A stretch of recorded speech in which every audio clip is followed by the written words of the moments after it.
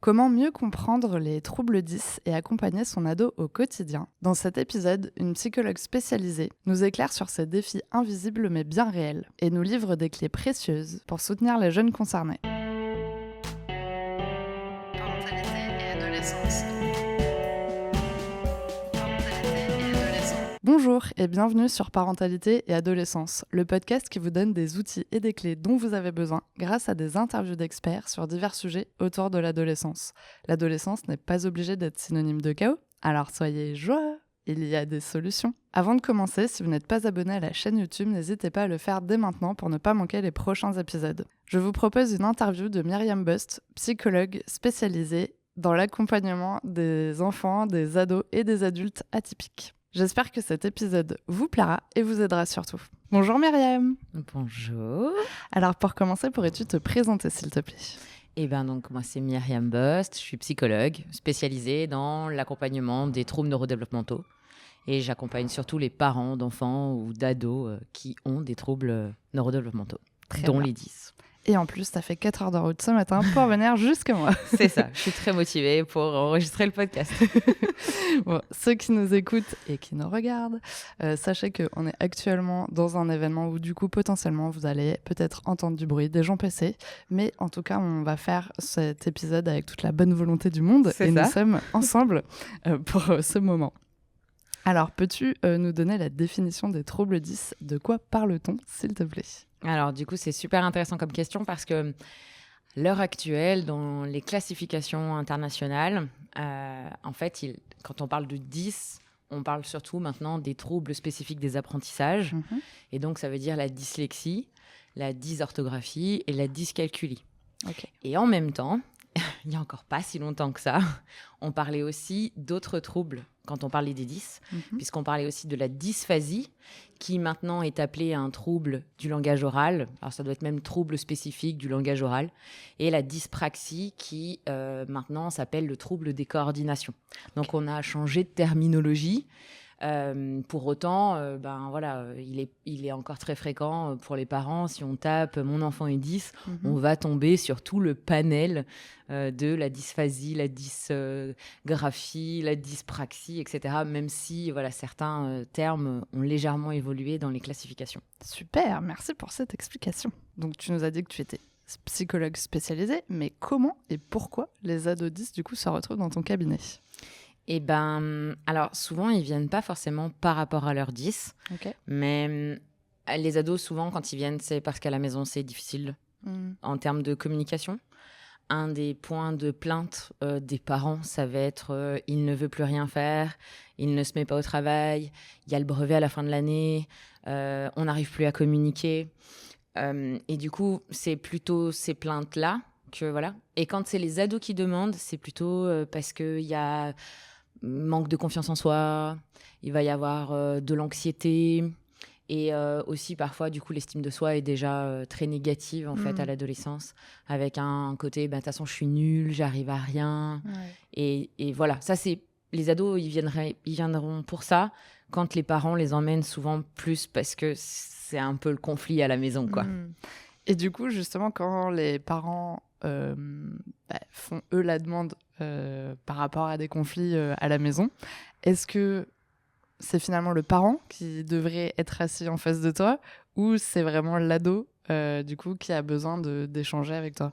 Ça va dépendre des situations. Globalement sur les suivis d'ados, moi j'ai toujours le premier rendez-vous, je prends parents et ados en même temps, pendant tout le temps du rendez-vous. Donc ce qui interpelle souvent, parce que genre si c'est les parents qui ont fait la démarche, c'est genre mais c'est pas nous qui avons le problème, c'est notre ado. Et moi je suis là, non mais pour le premier rendez-vous, en fait vous restez tous les deux sur le canapé et on y va, on discute. Et puis en plus je vais demander à l'ado ce qu'il pense en fait, en lui disant quand t'entends tes parents dire ça de toi, qu'est-ce que tu te dis, comment c'est pour toi et c'est toujours très surprenant comment eux aussi, ils ont une lecture de la situation. C'est-à-dire qu'ils vont s'entendre dire qu'ils passent trop de temps sur leurs écrans et en consultation, ils vont dire « Oh, en même temps, eux aussi sont tout le temps sur leur téléphone. » Donc, ouais, voilà. Donc, du coup, ce premier rendez-vous, j'aime bien parce que ça me permet aussi de voir un peu la dynamique relationnelle. Comment aussi le parent peut couper la parole à l'ado, comment l'ado peut ou pas oser dire certaines choses, ou comment il va dire des choses mais en regardant son parent en mode « Est-ce que j'ai bien répondu ?» Donc ça me donne des infos. Et souvent, après, suivant la problématique, c'est soit je pars sur que de la guidance parentale, et du coup, je vois que les parents, soit je fais un mix où je vais voir l'ado seul, et en même temps, on aura des rendez-vous famille où je vais voir l'ado et son parent. Ok. Alors là, je sais pas quelle question choisir en premier. On va commencer par celle-là. Quels sont finalement les bénéfices, du coup, pour un ado avec des 10 de venir te voir? Alors, c'est assez difficile pour moi de répondre vraiment comme ça parce que, encore une fois, comme je travaille pas qu'avec l'ado et que je travaille beaucoup avec ses parents, je dirais que les bénéfices, ils vont d'abord se ressentir sur le lien ado-parent, en fait. D'accord. Parce qu'en tant que parent, quand on est parent d'un ado, c'est déjà parfois compliqué et on se demande un peu comment s'ajuster à notre adolescent. Mais quand en plus, il a des 10, et ben c'est un peu ok, qu'est-ce qui est de l'adolescence et qu'est-ce qui est du 10 et des fois les attentes parentales ou les conseils parce qu'on veut bien faire en tant que parent, on est plein de bonne volonté et comme on voit que notre ado il galère, on veut vraiment le soutenir et ben des fois en fait on n'est pas très juste dans notre posture et donc ouais, le gros bénéfice il est sur le lien déjà, sur la communication entre les deux. Et puis si je suis avec un ado en individuel, le but, c'est de voir comment il peut s'accepter et en même temps se dire que sa condition ne le définit pas entièrement et que c'est pas parce qu'on a un cerveau qui traite l'information d'une certaine manière que ça veut dire qu'on manque d'intelligence. Moi, mon aîné, il est multi-10, donc il a ce qu'on appelle un trouble spécifique du langage oral, dysphasie. Il a une dyslexie, une dysorthographie. Et il est capable de dire que c'est un défaut pour lui, sa dysphasie ou sa dyslexie. Mais à aucun moment, il se dit qu'il est nul. Ok. Et ben ça, c'est ce que je recherche avec les ados que je vais accompagner. C'est-à-dire que oui, à des moments donnés, ta condition dyslexique, dysorthographique, dyscalculique, elle peut te pourrir la vie. Franchement, même à l'âge adulte, ça peut être vraiment galère. Et en même temps, ben, ça fait pas de toi quelqu'un de nul, en fait. C'est que l'environnement aussi dans lequel tu vas être ne tient pas forcément compte de tes particularités. Et du coup, oui, tu peux te retrouver dans une situation handicapante, mais ça fait pas de toi quelqu'un qui manque d'intelligence, quoi. Super, merci beaucoup. C'est presque déjà un beau message. T'en as parlé un petit peu, justement, pour les parents, comment savoir si c'est le trouble 10 ou si c'est l'adolescence, du coup, qui joue dans son comportement. Est-ce que quand ils te posent, je suppose qu'ils doivent déjà peut-être te poser cette question. Alors ça va dépendre des parents. Il y a des parents qui vont du coup ils vont plus voir que l'adolescence avec tout ce qu'il y a sur les stéréotypes autour de l'adolescence en mode ouais, il fait sa crise d'ado. Voilà, de toute façon, il manque d'autorité, enfin, il supporte plus rien, on peut plus rien lui dire, voilà. Et puis, des fois, c'est plus le truc, oui, mais du coup, il est dyslexique, alors ça fait quoi son avenir, avec des inquiétudes parentales qui peuvent être fortes, suivant le parcours scolaire aussi de l'ado. Et en fait, j'ai l'habitude de dire que c'est pas ça ou ça, mais c'est ça et ça. C'est-à-dire que votre enfant devenu ado, il est toujours dyslexique, il est toujours dysorthographique, il est toujours dyscalculique. Puis ça sera un adulte qui sera dyslexique, dysorthographique, dyscalculique. Et c'est pareil, s'il a un trouble des coordinations ou un trouble du langage oral. Malgré les accompagnements, malgré les suivis, son cerveau continuera de traiter les informations d'une certaine manière. Il aura pu apprendre des stratégies de compensation, des stratégies pour réussir à répondre aux attentes de l'environnement dans lequel il évolue. Et en même temps, ça sera forcément un peu plus coûteux qu'un ado et un adulte qui n'aura pas cette condition. Et l'adolescence, elle va colorer, elle va panacher les troubles 10 et d'une manière générale les troubles neurodéveloppementaux. Et puis comme en plus souvent les 10 ils sont rarement seuls, il y a plusieurs 10 et puis des fois elles se cumulent avec d'autres troubles neurodéveloppementaux comme le TSA ou le TDAH.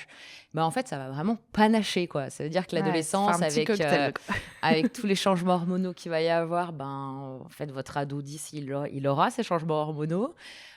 Du coup ça veut dire aussi que c'est une période où il y a beaucoup de stress et déjà que les enfants 10 ils ont déjà à l'adolescence c'est le poteau rose, ils sont hyper stressés, suivant en plus l'environnement scolaire dans lequel ils évoluent, ils peuvent vraiment se mettre la pression, à se dire qu'ils vont pas y arriver, quand on voit maintenant qu'en plus on leur demande très tôt de savoir vers quoi s'orienter.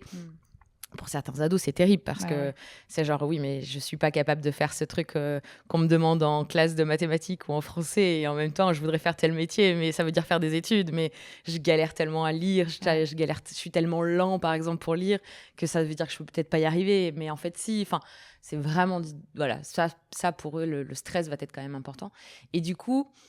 l'idée, quand on est parent d'un ado 10, c'est pas de se dire ouais, mais c'est parce qu'il est 10 ou c'est parce qu'il est ado, c'est parce que il est les deux. Il a ces deux conditions et cette demande en tant que parent, du coup, d'avoir en tête que d'une, votre ado, il a un cerveau qui traite l'information d'une certaine manière et que de deux, il est en train de vivre un bouleversement hormonal, neurologique qui fait que ouais, parfois c'est compliqué d'arriver à communiquer avec vous parents parce que vous, votre cerveau, il est câblé, quoi. Le sien, il est en cours de câblage et puis vous, vos hormones, généralement, elles sont mieux régulées. Et lui, des fois, c'est le cocktail, quoi. Il maîtrise pas, en fait. Et donc, ouais, ça, c'est une grosse info à garder en tête en tant que parent, c'est que ouais, je sais, c'est dur, franchement. Des fois, les ados, les ados 10, des fois, c'est vraiment... Quand je vois des fois mon grand, là, qui rentre en préadolescent, je suis là, ah ouais, ça va être sympa. Parce que là, lui, avec le trouble du langage oral, des fois, je me dis, ouh. Et ben, en même temps, il aura les deux et je vais devoir tenir compte des deux si je veux pouvoir continuer à discuter avec lui et à l'accompagner dans ce qu'il va traverser. J'aurais besoin de tenir de tenir compte des deux particularités. Alors, tu as déjà donné quelques petits conseils aux parents, mais est-ce que tu as d'autres choses à rajouter, des astuces peut-être pour les parents qui accompagnent des ados avec des troubles 10 ? Alors, je sais, c'est très dur en tant que parent ce que je vais vous dire, mais arrêtez de les materner. Non, mais il y a un moment donné, en fait, ça, en plus, plus vous allez vouloir tout contrôler, plus vos ados, ils vont péter des boulons, en fait. Et puis, en plus, c'est pas leur rendre service. En fait, votre ado, il va être plus longtemps adulte qu'adolescent. Et l'adolescence, c'est une période où on a besoin d'apprendre à nos enfants, à nos ados 10, qui ils sont, c'est quoi leur particularité et qu'ils développent leurs propres ressources. Et ça veut dire que quand c'est vous qui prenez le lead d'aller contacter les profs, d'aller monter au créneau parce qu'il n'y a pas les adaptations scolaires, etc., vous ne rendez pas service à votre ado parce que ça veut dire qu'il n'est pas en train d'apprendre à s'affirmer face à quelqu'un qui est en train de ne pas reconnaître ses particularités. Sauf que quand il va être adulte, face à son patron, vous ne serez plus là à lui tenir la main, à lui dire « Attends, je vais lui dire que c'est un méchant patron qui ne tient pas compte de tes particularités. » Donc, à l'adolescence, si ça n'a pas été déjà fait, parce que pour moi, on le fait dès l'enfance, mais c'est vraiment très, très important que quand votre ado, il vous dit « Oui, mais le prof, il m'a donné un polycopier tout petit, pas du tout agrandi, j'ai pas réussi à bien faire et tout. » Ok, c'est à votre ado d'aller voir le prof pour dire « Monsieur, normalement, je dois avoir un polycopier agrandi. » Et je sais, vos ados, ils n'ont pas envie, ils ont super peur de faire ça. Et là, vous avez votre rôle de parent à accompagner, pas à faire à la place. Ça, c'est vraiment très, très important. C'est un super conseil, merci beaucoup. Alors, et pour ajouter, parce que là, c'est full conseil, full message, as-tu des ressources à partager, que ce soit pour les parents, pour les aider à mieux comprendre, ou pour les jeunes ? Alors, pour les parents, je vous invite à vous renseigner. Souvent, vous connaissez les 10, parce que votre enfant, votre ado, il a été diagnostiqué souvent dans l'enfance. Et du coup, vous avez en tête ce que c'est les 10, etc. Si ce n'est pas le cas, vraiment, je vous invite à vous informer, à vous rapprocher d'associations de parents et vraiment à creuser le sujet de qu'est-ce que ça implique d'être dyslexique, dysorthographique, dyscalculique. Et je vais dire dysphasique et dyspraxique aussi, parce que ça a des retentissements sur les apprentissages scolaires, mais aussi sur le quotidien d'une manière générale, quoi. Donc ça, c'est important. Et en même temps, de vous renseigner sur qu'est-ce qui se passe dans le cerveau de l'ado. Et moi, j'aime bien le livre de Jensen, Jensen, qui est Le cerveau de l'adolescent, guide de survie à l'usage des parents. Et je le trouve très chouette parce qu'il amène cette information et cette connaissance de « Ok, voilà ce qui se passe dans le cerveau de votre ado. » Et quand il vous regarde de haut ou qu'il se met à vous dire « Quoi, quelqu'un ?» C'est... Me prenez pas pour vous, vraiment. C'est juste que, pouf, là, il y a des hormones qui viennent d'être trop vite libérées. C'est pas vous le problème. C'est juste que le cerveau, il est en train d'apprendre à réguler des trucs. Et donc, ça, je trouve que c'est important parce qu'en tant que parent, des fois, on va se braquer face à notre ado parce qu'on va trouver qu'il nous manque de respect, parce qu'on va trouver qu'il est insolent ou qu'elle est insolente, qu'elle nous prend pour sa copine. Et du coup, on est là, non mais moi je suis ton parent, quoi, donc tu me parles pas comme ça. Ouais, mais en fait, votre ado, des fois, il vous parle comme ça, mais parce qu'il le fait pas exprès, en fait. Juste son cerveau, il est là, pouh, décharge de testostérone, toutou, agressivité, ouh. Et en fait, c'est pas lui, c'est juste son cerveau qui a pas régulé, quoi. Ouais. Donc ça, je trouve ça important. Et en même temps, pour les ados, c'est vraiment une période où ils ont besoin de découvrir qu'ils sont pas tout seuls, qu'il y a beaucoup de personnes 10. Coucou. et que du coup, ouais, de s'informer sur toutes les personnes célèbres qui sont dyslexiques. Je trouve ça, déjà, c'est une première étape. Et après, j'aime bien le format BD. Et j'ai une BD, c'est moi dyslexique. Désolée, j'ai plus du tout les auteurs en tête. C'est pas grave, je pense qu'on et j'en ai une autre, 10 et ordinaire. Et le sous-titre, c'est parce que tout le monde n'est pas Einstein. Parce qu'on dit souvent qu'Einstein était dyslexique. Et Einstein, on dit beaucoup qu'il était tout, en fait. Hein, voilà. Mais du coup, effectivement, je trouve qu'elle est plutôt chouette parce qu'on est sur... OK, il est 10 et puis en fait on n'est pas tous des grands génies, on va pas tous faire des trucs de dingue, on va pas y avoir des prix Nobel, mais en fait on est nombreux, peut bien vivre on sa est vie là, aussi, on a une certaine condition, mais ça, encore une fois ça nous définit pas entièrement et suivant l'environnement et le métier qu'on va choisir, ça va plus ou moins nous handicaper à des moments donnés en fait. D'accord. Bon, tu nous donnes déjà beaucoup de messages, mais écoute, il y a quand même la question pour les auditeurs. As-tu un message à transmettre aux parents qui nous écoutent aujourd'hui? Donc, quelque chose qui te tient à cœur, que tu as envie de partager avec nous. Si c'est vraiment la galère à la maison, sur les devoirs, sur que vous faites vraiment, vous avez super peur pour leur avenir au niveau scolaire, parce que vous dites oui, mais il n'est pas assez motivé, il ne veut pas faire et tout. Vraiment, je vous invite, mais... venez consulter en fait. Enfin, on mange pas et on va pas vous mordre et on est là pour vous donner des infos et des pistes concrètes sur comment juste faire que les devoirs ça soit peut-être un peu un meilleur moment pour tout le monde. Voir comment peut-être juste en changeant le lieu et en passant en coworking ou en passant par des missions ou juste des fois en se disant ok bah, il a besoin effectivement de faire son expérience tout seul et oui ça nous fait peur en tant que parents mais en fait vos peurs de parents, allez consulter pour qu'elles soient traversées. Et puis laissez vos ados, des fois vous dire non, je vais pas réviser, je vais me taper une boîte, mais c'est pas grave. Merci. Et du coup, pour finir, comment peut-on te contacter et est-ce que tu es présente sur les réseaux? Ouais, je suis présente sur les réseaux, sur Instagram, TikTok, Facebook aussi. Donc le nom du compte c'est Ludvivo ou Ludvivo thérapeute créative. Et j'ai aussi écrit des livres. Alors, pas pour l'instant sur les 10. J'aimerais bien en écrire un sur les ados. J'arrive pas à trouver le temps. Et voilà. Donc, sur les ados, notamment neuroatypiques, parce qu'effectivement, je sais que c'est compliqué en tant que parent de trouver des infos sur les ados neuroatypiques.